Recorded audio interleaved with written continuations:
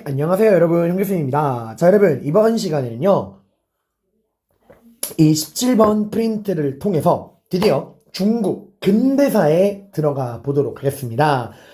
정말 여러분, 이제 그 길었던 중국사가 끝이 보이고 있어요, 여러분들. 자, 우리 본격적인 중국 근대사에 들어가기 앞서서 우리가 배운 내용 한번 로드맵 짜고 시작해볼까요, 여러분들? 자, 우리가 맨 먼저 4대 문명을 공부했죠. 그죠? 이집트, 메소포타미아, 인도, 그리고 중국 문명, 하, 상, 주 공부했고, 4대 문명 공부한 다음에 우리가 본격적인 중국사로 들어왔는데, 이 중국사의 시작이 바로, 4대 문명 중에 하나였던 하, 상, 주였어요. 그죠? 그 다음에 이제 그 주나라가, 견雍족의 침입으로 서주에서 동주로, 호경에서 나급으로 수도를 옮긴 다음에 무슨 시대? 춘추 전국시대가 개막을 합니다. 그리고 이 춘추 전국시대를 통일했던 게 진나라였고요. 그 다음 한나라가 들어오게 되죠. 이 보통 이렇게 주나라부터 춘추 전국, 진나라, 한나라를 우리가 중국 고대사라고 이야기를 해요. 자, 그 다음에 한나라도 무너지게 되고 무슨 시대? 분열기 위진 남북조. 그리고 위진 남북조를 통일한 게 후나라. 하지만 후나라는 무리한 고구려 대외 원정으로 망하게 되고 그 다음 들어섰던 게 당나라였죠.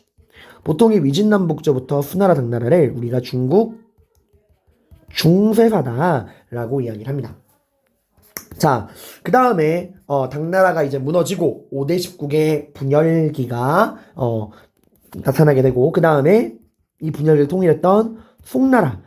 하지만 송나라 같은 경우는 이 북방의 정복 왕조들과 함께 했었죠. 송나라와 함께 했던 거란족이 만든 요나라, 그리고 티벳, 탕구트 쪽이 만든 서하, 탕구트. 그 다음에 여진족이 만든 금나라, 그리고 이 모두를 정리했던 몽골족의 원나라. 자, 이게 우리가 흔히 말하는 중국 근세사 첫 번째 시간이었어요. 그죠? 그 다음에 근세라고 하는 개념은 중세와 오늘 배울 근대 사이예요. 그러니까 중세라고 보기엔 너무 발전을 했고 그렇다고 근대라고 보자니 좀 부족하고, 그래서 중세와 근대 사이, 근대와 가까운 시기라고 이야기를 합니다. 그 다음에 근세사 두 번째 시간이 우리가 저번 시간 마지막에 공부했던 명나라와 청나라예요. 이게 이제 근세사 두 번째 시간이었죠.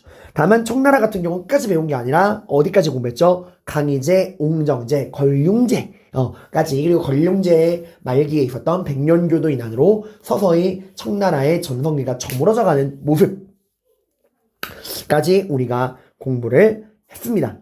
그죠?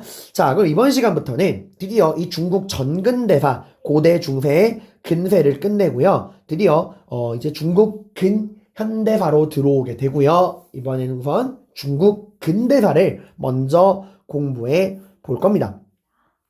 자, 이 중국 근대사를 공부할 때는요, 우리가 항상 선생님 스타일이 있죠. 선생님은 처음부터 지엽적인 내용으로 들어가지 않아요.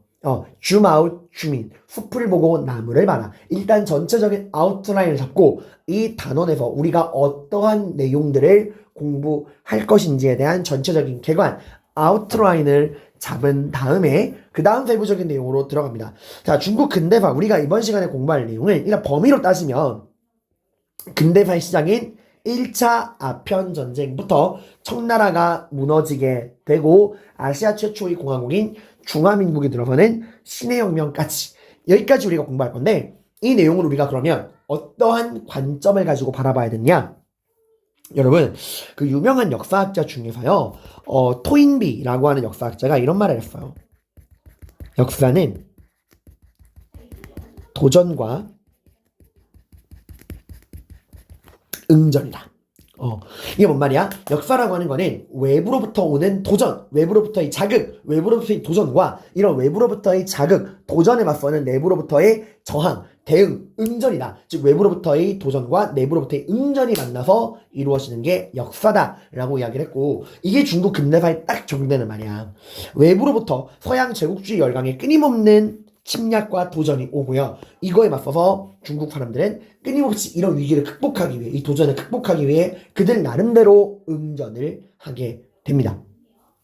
자, 이게 전체적인 개관이니까요. 가볍게 들어보세요. 어떤 내용 배울지에 대해서 아웃라인 잡는 거고요. 여러분이 세부적인 내용을 좀 이따 설명을 할 거예요.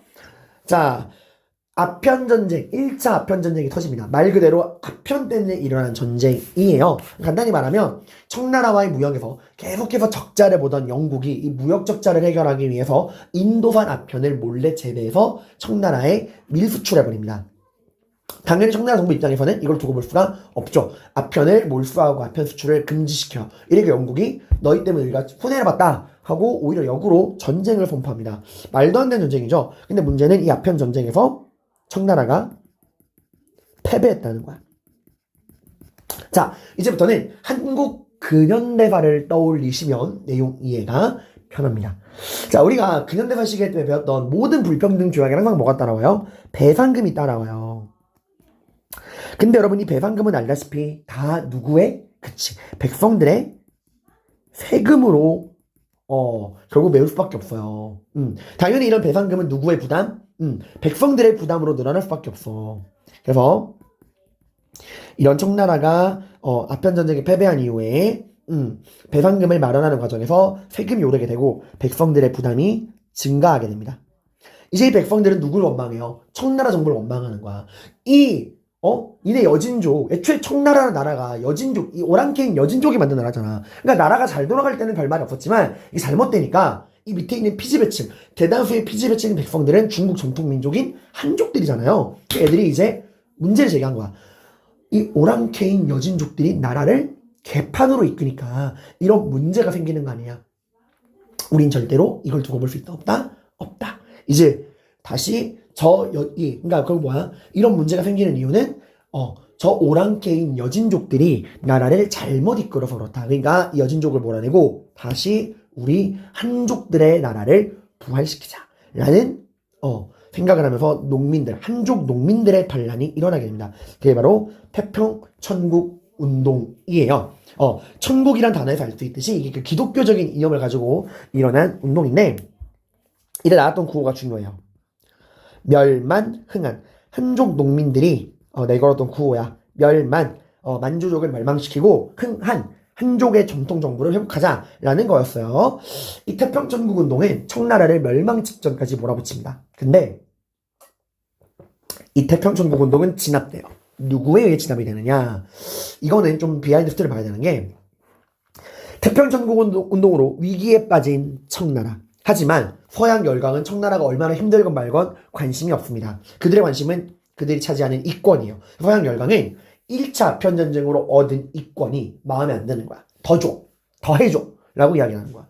그러니까 더 해줄 수 없어? 없단 말이야. 야, 지금 나라가 절단나게 생겼는데 뭔 놈에 더 달라 그래? 안 돼. 하니까 니네가 망하건 말건 그거 상관없고 더 안 되나? 하고 또 전쟁을 일으켜요. 이게 바로 2차 아편 전쟁입니다. 태평천국 운동이 일어나는 중간에 일어난 거야. 그래서 청나라는 여기서 당연히 이길 수가 없죠. 지금 이제 태평천국 운동 진압하기도 바쁜데 청나라는 패배하게 되고 해달라는 조건, 서양 열강이 요구하는 조건을 다 들어주게 돼요. 해달라는 거 다 해줄게. 해달라는 거 다 해줄게. 자, 이제 서양 열강은 청나라로부터 원하는 걸 모두 얻었어. 근데 본인들에게 서양 입장에서는 이제 본인들이 원하는 걸 다 청나라에 얻었잖아. 근데 본인들이 원하는 걸 다 들어주기 위한 청나라가 태평천국 운동이 망해버리면 그럼 이제 말짱 도루묵인 거예요. 그래서 서양 열강이 청나라가 망하지 않게 해주기 위해서 이 태평천국 운동을 진압하는 걸 도와줍니다. 무기랑 군대를 지원해줘요. 그 결과 그 무시무시했던 태평천국 운동이 너무나 쉽게 진압이 돼요. 그리고 이 태평천국 운동을 진압하는 과정에서 서양 열강의 힘을 느끼게 됩니다. 그래서 청나라에서 어떤 이야기가 나와? 우리 서양의 힘을 배워야 한다. 그래서 나오는 게 뭐예요? 양무 운동이야. 양, 기르자. 무엇을? 힘을 기르자는 거야. 서양의 군사력이 정말 대단하구나. 우리가 그들의 군사력과 과학기술을 배워야겠다. 다만 양무란 데서 알 수 있듯이 여기서는 서양의 정치, 제도, 문화, 근본적인 시스템, 소프트웨어를 배우자는 얘기는 아니에요. 이때까지는 자존심이 있으니까 이 양무운동을 이끌던 사람들이 내걸었던 구호가 중체서용이야. 중국의 채, 몸뚱아리에 서양의 기술만 받아들이자. 그러니까 즉 우리가 서양 오당캐들에 비해서 우리의 전통적인 중국의 정치, 제도, 사상, 문화는 우리가 더 뛰어나다. 그러니까 우리의 소프트웨어를 바꿀 필요가 없다. 우리의 알맹이는 유지한 상태에서 우리의 껍데기만, 서양의 과학기술, 군사력만 받아들이면 된다라고 하는 거야. 이게 우리 한국사로 따지면은 온건계합파가 내세웠던 동도서기, 그리고 훗날 고종이 광무개혁을 할 때 내세웠던 구본 신참, 요런 거랑 이제 비슷하다 보시면 됩니다. 자, 그리고 이제 열심히 힘을 길러요. 자, 그리고 이 양무운동, 중체소용이 시험대에 오르게 됩니다. 당시에 청나라랑 함께 열심히 나라를 발전시키고 있던 개화 정책을 하고 있던 나라가 바로 이웃나라인 일본이었어요. 청나라는 알다시피 중체소용이라는 사상에 기반해서 서양의 과학기술만 받아들인다고 하는 양무운동이 진행되고 있었고요. 일본은 그렇지 않았어요. 뭔 소리냐? 하드웨어뿐만 아니라 껍데기, 과학기술, 군사력뿐만 아니라 내부의 소프트웨어, 정치제도, 사상, 문화까지도 싹 다 받아들여야 한다. 문명 개화론에 기반해서 메이지 유신을 진행하고 있었습니다. 이제 중체소용의 양무운동과 이 문명 개화론의 메이지 유신이 붙은 거야. 이 전쟁이 왜 났죠? 그치, 우리 한국사랑 관련돼 있죠, 여러분들. 그 조선의 주도권을 누가 질 것이냐. 그래서 동학농민운동 때 이제 양국 군대가 지원군이 오면서 텐진 조약으로 양국 군대가 모두 조선에 파병이 되면서 전쟁이 났었죠. 기억하실 거예요. 동학농민운동이랑 관련돼 있던 거. 근데 결과는 일본의 압도적인 승리로 끝나고 청나라는 비참하게 패배하게 돼요. 당연히 이 이후에 청나라는 어떤 이야기가 나올까? 그치? 일본이 옳았다 이거예요. 그러니까 우리도 어떻게 한다? 일본처럼 껍데기뿐만 아니라 하드웨어, 과학기술, 군사력뿐만 아니라 내부의 소프트웨어, 정치, 제도, 사상, 문화까지 모두 받아들여야 한다라는 이야기가 나와. 그게 바로 변법 자강운동이에요. 이 변법이라는 워딩 어디서 봤죠? 그쵸. 진나라 상황의 변법. 변법이라는 게 국가의 체제를 개혁하겠다는 거야. 변법, 국가의 체제를 근본적으로 뜯어고쳐서 자강, 강해지자라는 거야. 이 변법 자강 운동에서는 제도도 서양식으로 바꾸자 그래. 여기서 이제 요구했던 게 입헌군주제예요. 이게 뭘 떠올리시면 되냐면 우리나라 치면 독립협회랑 비슷한 느낌이야. 근데 엔딩도 비슷해요. 독립협회가 누구에 의해 해산당했더라? 못된 일본에 의해 해산당했나요? 아니죠. 독립협회는 고종황제에 의해서 해산당하게 됩니다. 변법 자강운동도 마찬가지야.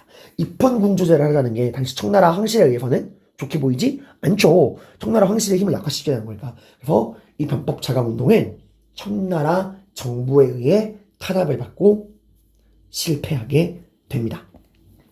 약간 갑신정변 독립협회랑 비슷하다 보시면 돼. 자, 그리고 그 다음에는 이제 위로부터의 운동이 실패했죠. 아래로부터의 운동이 또 나오게 됩니다. 의화단 운동. 이 의화단 운동이 영어로 하면은 이게 영어로 하게 되면은 나 영어 단어를 외웠다가 매번 까먹는다 얘들아. 선생님이 영어 다 실력이 줄었나봐.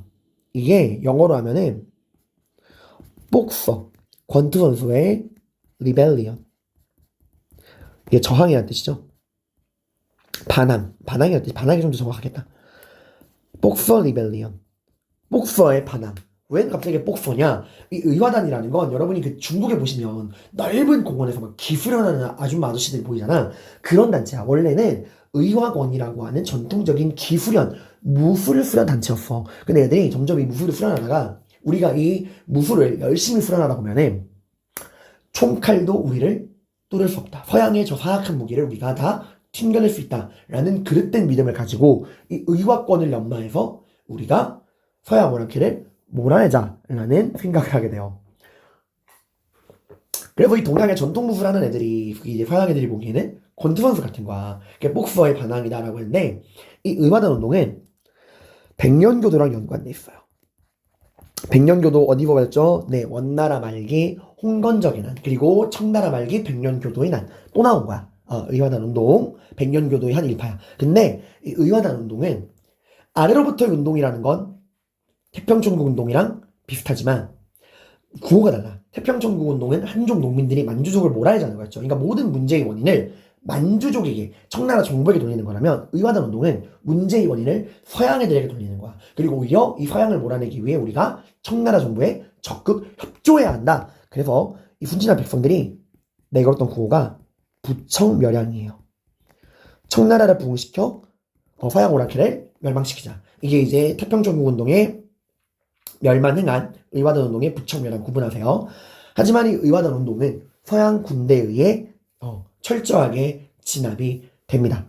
자, 이러니까 청나라 정부도 느낀 거야. 야, 이대로 가다가 진짜 나라가 망할 수도 있겠다. 우리도 뭐 해야 한다? 개혁을 해야 한다. 마치 고종이 대한제국 만들고 광무개혁을 했듯이 이제는 청나라 정부가 직접 나서서 개혁을 하게 되니 그게 바로 청나라판 양무운동 광서신정입니다.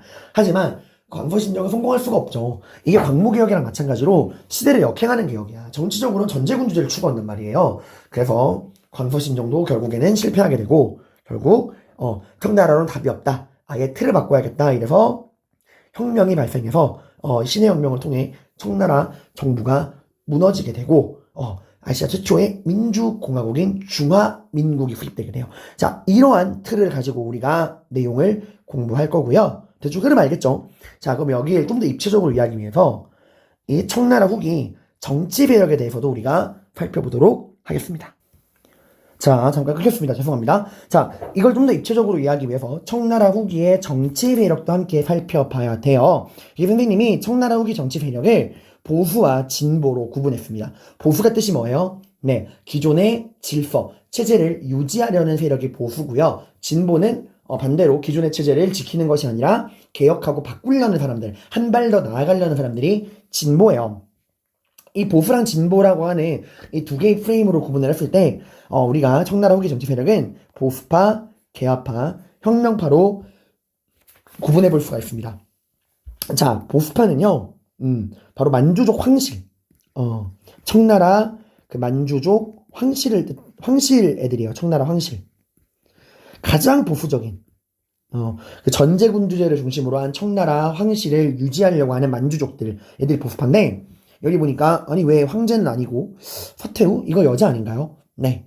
야, 이 사람이 이제 실질적으로 황제들을 허서야비를 만들고 청나라 후기에 그 청나라 황실을 이끌어가던 여잔데 굉장히 사치도 심했고 향락도 심하고 굉장히 이제 청나라를 망하게 한 원흉 중에 한 사람입니다.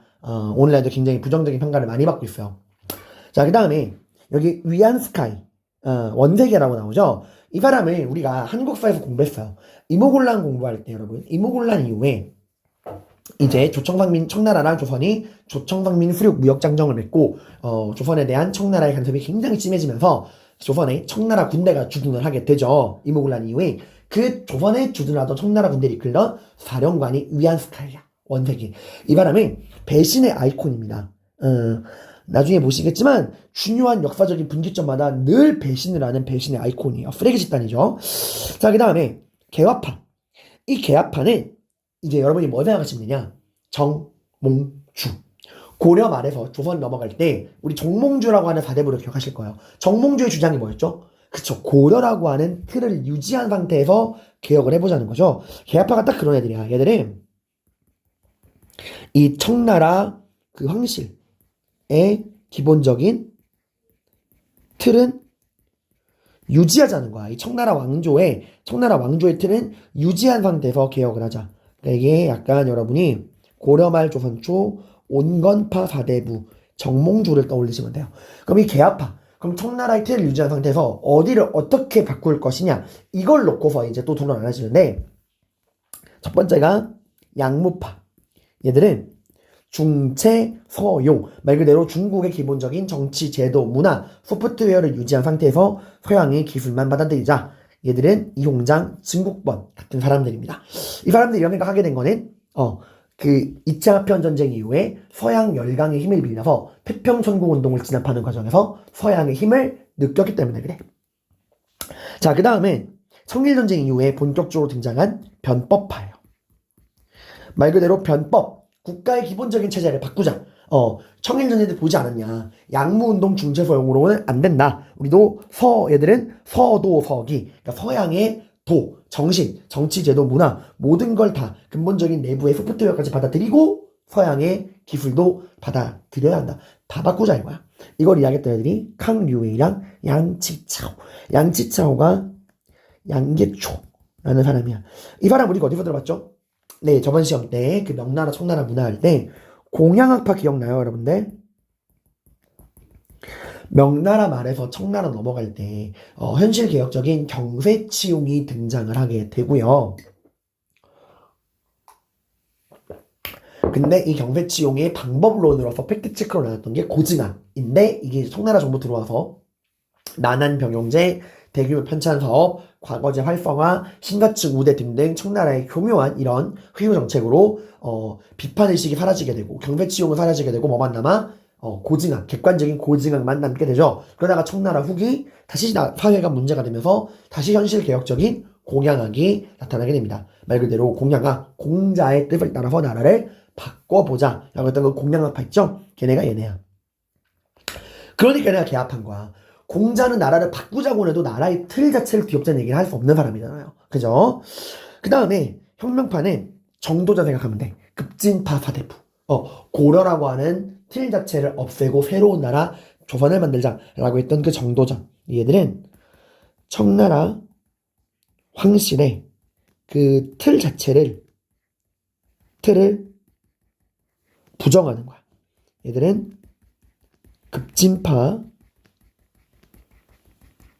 사대부를 떠올리시면 됩니다.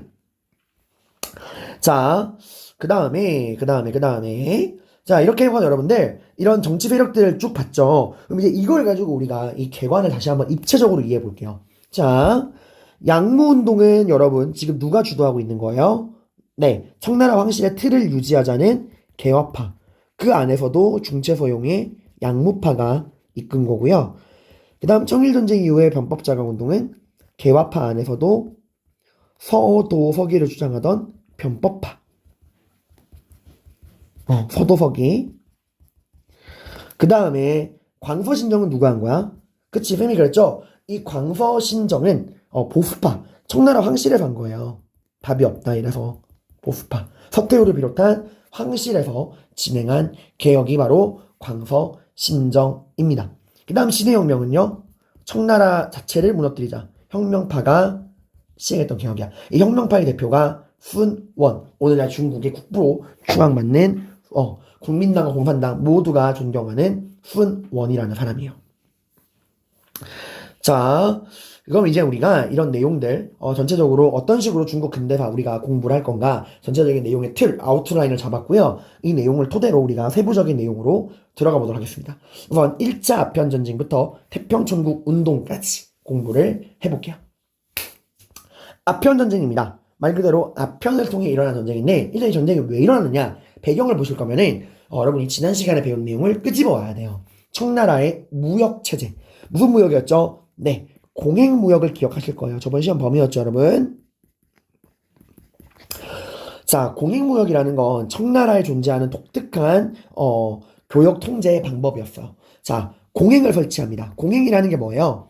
청나라 정부의 허락을 받아서 누구와의 교역을 독점하는 그렇지 서양과의 교역을 독점하는 독점상이었어. 그러니까 청나라 정부의 허락을 받고 서양과의 무역을 독점하는 독점상인들이 공행이었죠. 근데 문제는 이 공행을 어디에만 설치했죠? 딱 한 군데. 광저우. 여기에만 설치했죠. 광저우는 여러분 굉장히 유서 깊은 도시야. 이게 예전에는 뭐가 설치됐던 거죠? 그쵸. 당나라가 탈라스 전투 이후에 아바스 왕조에게 탈라스 전투에 패배하고 비단길의 교육 그거를 빼앗긴 다음에 바닷길을 개척했죠. 그 바닷길을 관리하기 위한 시박사를 만들었던 게 광저우야. 그리고 이 시박사는 당나라, 송나라, 원나라, 명나라 때까지 이어지다가 청나라 때 가면은 해관이라는 이름으로 바뀌게 됩니다. 시박사가 사라지고 해관이 만들어지게 돼요. 그리고 그 해관이 설치된 광저우에 공행이 설치가 된 거야. 그죠? 18세기 이후 청나라는 광저우 한 곳만을 이 서양과의 무역 항구로 개방을 했다. 그 서양과의 무역을 광저우의 공행을 통한 무역으로 제한했다. 이게 바로 무슨 무역이었죠? 공행 무역이었어요.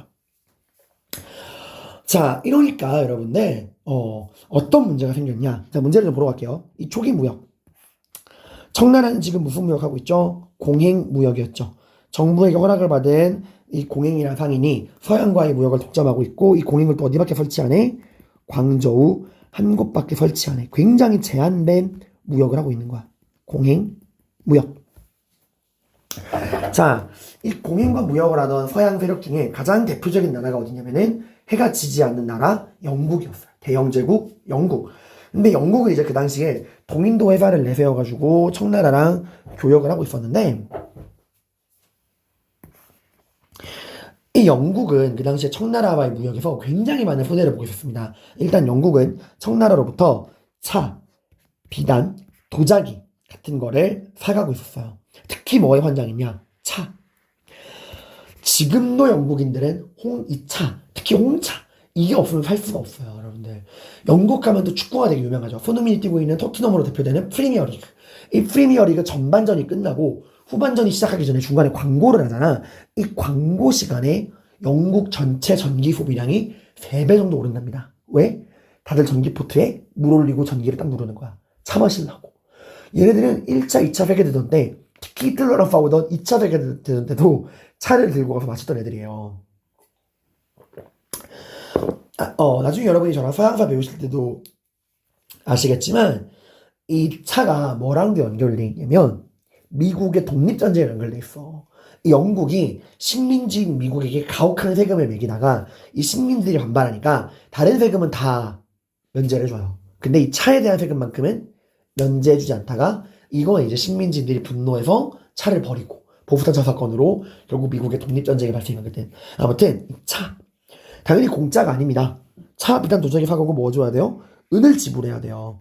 영국이 청나라로부터 차 비단 도자기를 사고 은에 대한 유출이 굉장히 심각했어요. 무역 적자가 발생하는 거야. 아니 그럼 선생님 영국도 자기네 물건 청나라에 팔면 되잖아요. 당시 영국은 물건 팔 게 없었을까? 아니요, 있어. 당시 영국은 특히 18세기 이때가 뭐 했을 때야? 산업혁명 초기예요. 그 영국은 이 산업혁명을 통해서 면직물, 면직업, 옷을 만드는 그 면직물 있죠? 이거를 이제 수출하려고 노력을 하지만 팔려 안 팔려? 안 팔립니다. 우리는 외웠죠? 명나라, 청나라는 창장강 하류 지역을 중심으로 이 수공업, 이 면직업, 변직업들이 굉장히 발전하고 있었어. 그러니까 이 중국 자체의 면직물의 경쟁력이 굉장히 뛰어난 거야. 선생님 아무리 그래도 영국은 기계고 청나라는 사람 손으로 만드는 건데 싸움이 돼요? 여러분 이때의 기계는 우리가 알고 있는 그런 완전 자동화된 기계가 아니야. 이제 겨우 걸음마 단계란 말이에요. 그래서 당연히 영국의 이런 기계의 면직물이 품질이 좀 떨어지기도 했고 오늘날과 같은 완전 자동화된 기계도 아니었고 중국 애들이 워낙 인구가 많으니까 이게 잘 안 팔린 거야. 그러면 선생님 일반 서민들 말고 상류층 공략하면 되지 않나요? 어쨌건 이 영국에서 기계로 만든 면직물, 견직물은 굉장히 품질이 좋을 거 아닌가요? 상류층 공략하면 되죠. 죄송한 얘기지만 청나라의 상류층은 면직물 따위는 입지 않습니다. 청나라 상류층은 뭘 입죠? 네, 비단을 입어요. 그 비단을 우리가 뭐라 그래요? 네, 견직물이라고 이야기를 합니다, 여러분들. 청나라에서는 견직물 자체도 워낙 발전돼 있기 때문에 상류층은 이 비단을 입어.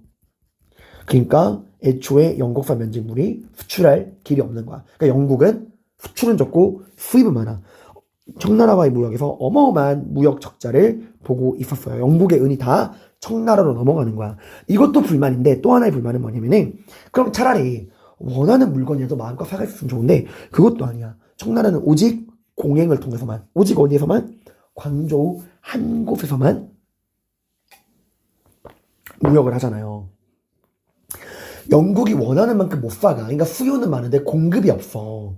당연히 물건 가격이 오를 수밖에 없죠. 또 청나라 정부로부터 허락을 받은 서양과의 무역을 독점하도록 허락받은 이 공행 얘네들이 청나라 정부로부터 서양과의 무역을 독점하는 허락을 받기까지 당연히 뭘 갖다 바쳤을까? 그렇죠. 뇌물을 엄청나게 갖다 바친 거야. 당연히 뭔 생각이 나요? 본전 생각이 나는 거야. 본전 생각. 그럼 애들이 갑질을 엄청 많이 했어.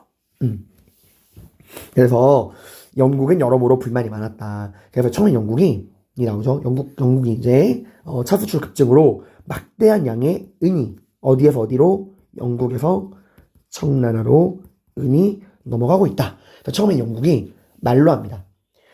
사신을 보내요. 맥카트니 파절단 공부했죠, 여러분들. 맥카트니 파절단이 파견된 게 언제야? 청나라 마지막 전성기 걸룡제 때예요. 이때 이제 맥카트니 파절단이 요구한 게 뭐예요? 우리 공행무역 폐지합시다. 그리고 뭐 합시다? 자유롭게 무역을 합시다. 공행무역을 폐지하고 자유무역을 하자는 거를 요구를 하게 돼요. 공행무역 폐지와 자유무역을 요구하게 됩니다. 근데 이게 청나라가 들어줘 안 들어줘? 안 들어주죠. 이때 걸룡제가 했던 유명한 말이 뭐야? 지대물박. 야이 오랑캐들아, 우리는 땅은 넓고 물건은 많아. 우리는 굳이 너희랑 교류하지 않아도 먹고 사는데 아무런 지장이 없어. 그러면 우리가 교역해주는 건 니들이 불쌍해서야, 오랑캐들아. 하기 싫으면 꺼져. 그래서 내버린 거예요. 이러니까 이제 영국이 얘네 말로 하면 안 되는구나. 그럼 우리가 언제까지 손해를 봐야 돼? 더 이상 이럴 수 없어. 이러한 무역 구조를 근본적으로 바꾸자 라고 영국이 머리를 씁니다. 그래서 영국이 지금 문제가 뭐예요? 그쵸. 너무 지나치게 이 차를 수입하는 과정에서 은이 청나라로 유출되고 제한된 무역인 공행무역이 이루어지고 있다는 거죠. 특히 은 유출. 이게 되게 심각했어. 영국이 되게 손해를 보고 있단 말이야. 영국이 어떻게 해야 청나라로 흘러간 은을 우리가 되찾아올 수 있을까 고민을 하다가 차보다 훨씬 경쟁력 있는 물건을 팔자. 뭘 팔아요? 면직물 안 되는데? 면직물 땅이 상대가 안 돼요.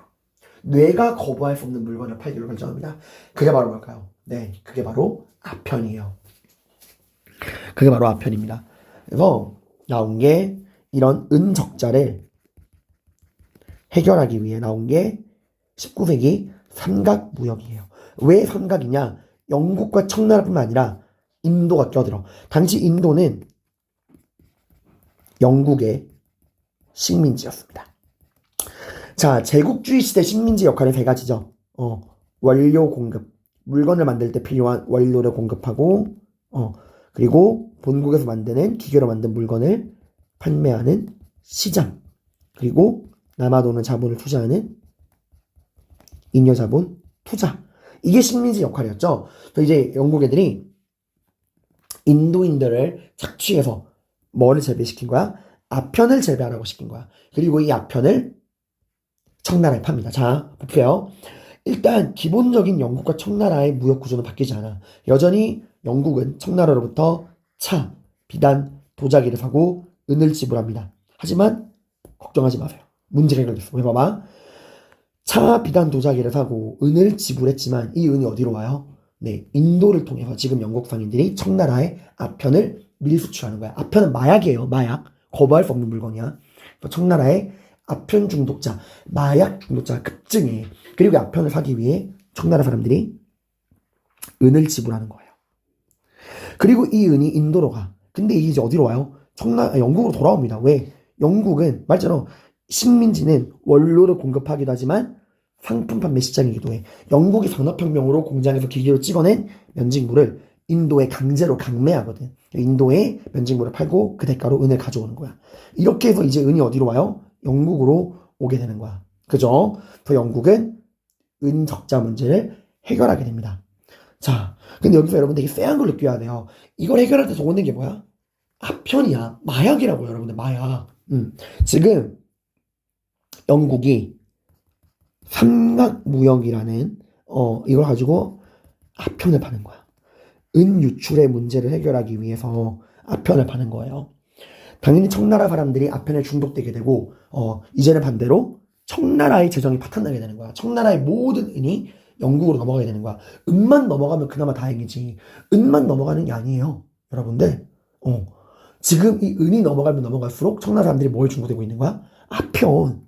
멀쩡한 사람들이 아편에 중독이 되고 있어요. 특히 이때 아편에 중독된 사람들 중에 누가 되게 많았냐? 군인.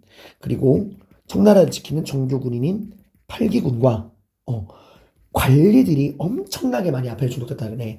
군인의 70%, 관리의 60%가 아편 중독자였단 말이 있어요. 당연히 사회가 문제가 발생하겠죠. 당연히 여러분 청나라 입장에서는 이런 삼각무역, 아편무역을 두고 볼 수 있어 없어? 없단 말이야. 그래서 이 청나라 정부에서 이제 처음에 논의가 벌어지긴 해요. 처음에는 아편 문제 어떻게 해결할 것이냐. 그래서 의견이 둘로 나뉘어. 처음에는 이게 이제 이금론이랑 엄금론이 싸웁니다.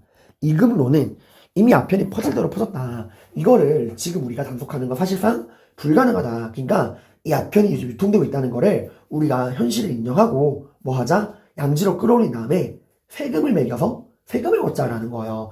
일견 굉장히 합리적으로 보이지만 뭐는 전혀 고려하지 않은 거죠. 백성들이, 관리들이, 군인들이 아편에 중독되어 가는 거는 전혀 고려하지 않은 거야. 그지? 자, 이거랑 반대되는 게 엄금론입니다. 아편을 엄격하게 금지시켜야 한다는 게 엄금론이에요. 이 엄금론을 대표되는 사람이 이 사람 이름 알아두세요. 굉장히 유명한 임칙서라는 사람이야. 이 사람은 자기 형이 아편 중독으로 죽은 사람이에요. 그래서 자기 청나라 황제는 결국 이금론과 엄금론 중에 임칙서로 대표되는 엄금론자의 손을 들어주고 아편을 근절하겠다. 그래서 엄금론자의 대표였던 굉장히 강직한 관리였던 임칙서를 어디로 보내요? 광저우로 보내요. 지금 이 개항한 곳이 광저우밖에 없잖아. 지금 광저우에서 벌어지고 있는 일이야. 임칙서는 되게 똑똑한 사람이기도 하고 굉장히 그 의지가 강한 사람이에요. 이 사람은 처음에 그 광저우에 있는 영국 상인들을 다 불러 모아. 그리고 말해요. 아편 우리 이제 금지하겠다. 몰수할 거다. 기간을 정해줄 테니까 그 기간 안에 모든 아편을 반납해라. 그러면 우리가 그냥 뺏겠다는 게 아니다. 그 아편의 가격에 해당하는 그 아편의 가치에 해당하는 너희가 좋아하는 차, 비단, 도자기로 바꿔주겠다라고 이야기를 해요. 굉장히 온건한 해결책이에요. 어차피 국가가 금하고 있는 마약을 밀무역하는 상인들한테 마약을 단순히 그냥 몰수하는 게 아니라 배상을 해주겠다는 거야. 다만 앞으로는 절대로 우리 중국에서 마약을 아편을 팔지 않기로 맹세해라 라는 약속을 하면 된다 라고 이야기를 한 거예요. 그리고 동시에 당시 영국의 여왕 빅토리아 여왕에게 공개 편지를 써요. 당신네들은 이런 더러운 무역을 정당하다 생각하십니까? 라면서 편지도 썼던 사람이야. 그 편지 영어로 썼어요. 임칙서 본인 손으로. 이 사람은 본인이 스스로 영어를 독학했던 사람이야. 굉장히 똑똑하고 능력 있는 사람이에요. 다만 이런 합리적인 제안을 영국 상인들이 받아들이지 않은 거야. 싫은데? 우리 아편 무역 계속 할 건데? 아편 반납 안 할 건데? 라고 이야기를 한 거예요. 그래서 결국 기한이 지나고 임칙서는 아편을 전량 몰수해서 폐기해버리고요. 영국 상인들을 다 쫓아내고 아편 무역을 금지시킵니다. 이 소식이 이제 영국 정부의 귀에 들어가게 된 거예요. 사실 영국 의회에서도 둘러날렸어요. 의견이.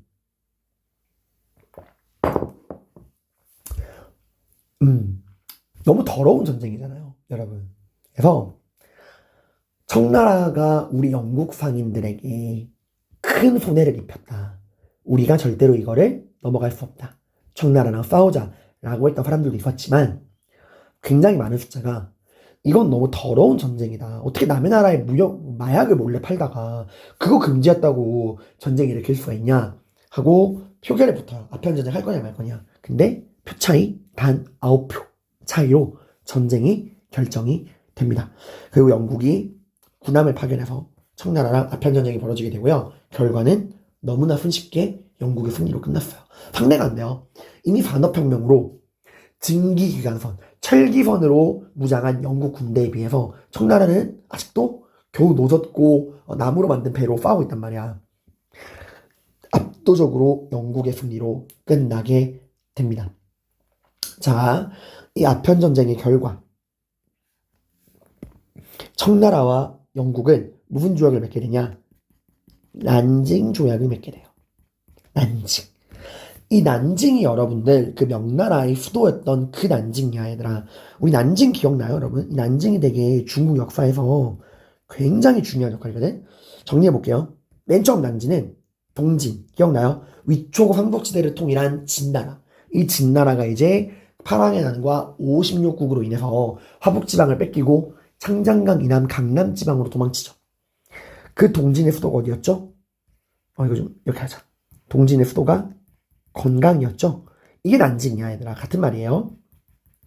그리고 이후에 주원장이 원나라 애들을 화북지방으로 몰아내고 명나라를 건국할 때 수도가 난징이었죠. 최초로 도망치지 않고서 처음부터 난징에 수도를 둔 한족 왕조였죠.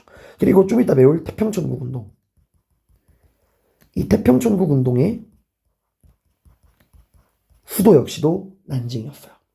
그 다음에 뒤에 배울 신해혁명으로 들어서는 중화민국. 그 수도도 난징이었습니다.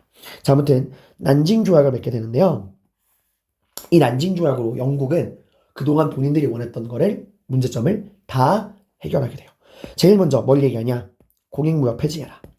왜 국가 공무원이 아니라 국가에게 뇌물 바치고 특허권을 얻은 상인들이 모든 무역을 감당하느냐? 이 공인들이 갑질하니까 문제가 생기는 거 아니야? 공익무역 폐지해라. 그리고 너희 때문에 우리가 손해를 봤으니까 배상금 지불해라. 자, 그리고 이제부터 우리가 너희 청나라랑 공익무역이 아닌 자유로운 무역을 할 건데 무역 거점이 하나 필요해. 너희 그 홍콩이란 도시 있지? 그거 내놔. 하량. 그러니까 말 그대로 홍콩을 이제부터 영국이 가져가겠다는 거야. 영국 땅이라 이거예요. 무역 거점이죠. 이 홍콩이 그래서 한동안 영국의 땅이었다가 언제 반환되죠? 1997년에 반환되게 돼. 그러니까 홍콩은 100년 넘는 시간 동안 영국의 지배 아래 자본주의 시스템을 맛본 애들이야. 이러니까 얘네가 나중에 97년 그 중화인민공화국으로 돌아간 다음에 적응이 되는데 안 되는 거예요. 공산주의 체제에서. 그래서 지금도 홍콩이랑 중국 정부가 갈등이 벌어지게 되고 프리 홍콩 이런 이야기가 나오는 거야. 영국이 뿌린 씨앗이죠.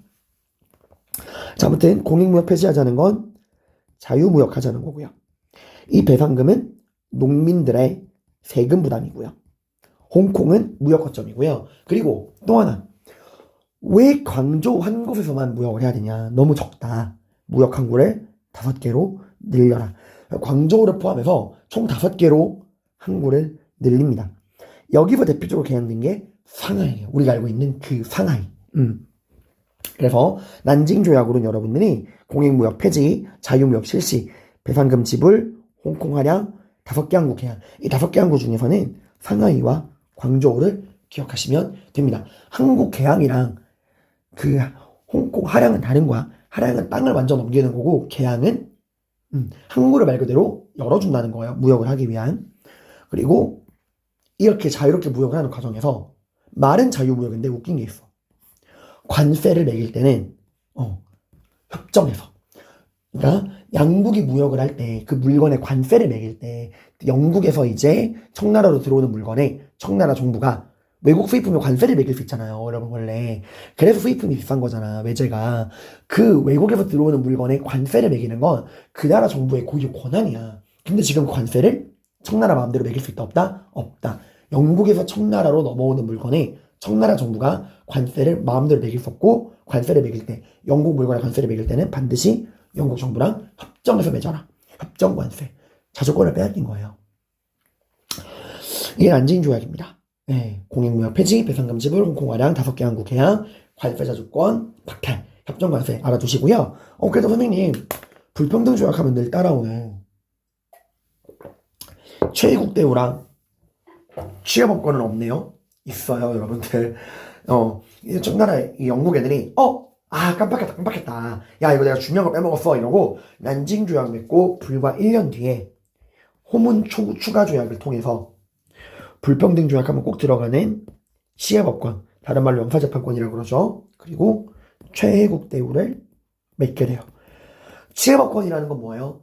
이제 그 나라 사람이 다른 나라 가서 잘못을 저질러도 그 나라의 법으로 심판한다. 즉 영국인이 청나라에 가서 잘못을 저질러도 청나라는 영국인을 심판할 수 없다. 그 잘못한 영국인은 영국인들이 영국의 법으로 심판한다는 거예요. 그리고 이 최혜국 대우는 베스트, 가장 좋은 나라로 대우해주겠다. 즉, 죄송합니다. 즉, 이제부터 영국 이외에 다른 나라랑 맺은 조약 중에서 영국과 기존에 맺은 조약보다 더 좋은 조건이 있어도 영국을 최고의 혜택을 누리는 최고의 은혜로운 나라로 대접해주니까 더 좋은 조건을 맺으면 영국도 자동 배치, 자동 업그레이드라는 거예요. 이게 바로 1차 아편 전쟁입니다. 자, 이 내용까지 여러분이 보셨고요. 그럼 이제 이 1차 아편 전쟁에 이어서 발생하는 2차 아편 전쟁과 태평천국 운동을 봐야 되는데 이거는 한번 끊었다가 가도록 할게요. 고생 많으셨습니다. 이번 시간에 여러분들 저랑 이 중국 근대사가 어떤 식으로 구성이 되는가 이번 시간에 17번 프린트에서 1차 아편 전쟁부터 신해혁명까지 어떤 식으로 내용이 구성되고 여러분이 어떤 관점으로 내용을 공부해야 되는지 이거 청나라 후기에 정치 세력들까지 연결해서 공부했고 공익무역과 1차 아편전쟁의 배경, 전개, 결과까지 봤어요. 잘 정리하시고 바로 다음 시간으로 넘어가도록 하겠습니다. 고생 많으셨습니다.